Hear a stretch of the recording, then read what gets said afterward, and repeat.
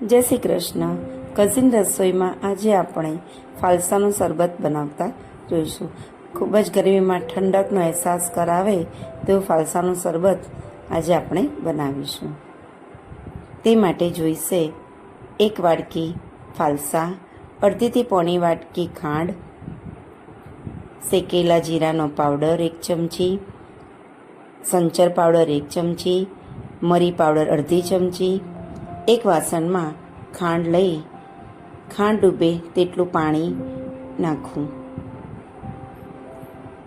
અને ખાંડ ઓગળે ત્યાં સુધી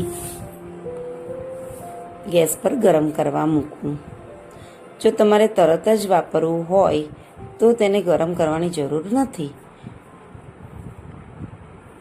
ફાલસાને મિક્સરમાં વાટી નાખવા.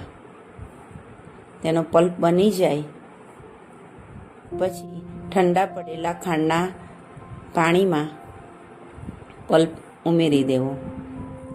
પછી તેમાં સંચર પાવડર, કાળા મરી પાવડર અને જીરાનો પાવડર નાખવો. આ બધું હલાવી અને ગળણીથી ગાળી લેવું.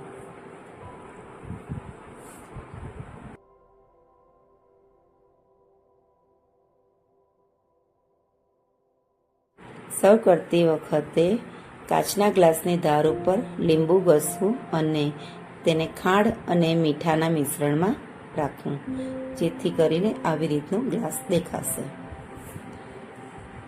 હવે તેમાં બરફના ટુકડા નાખવા અને 4 થી 5 ચમચી તૈયાર કરેલું મિશ્રણ નાખવું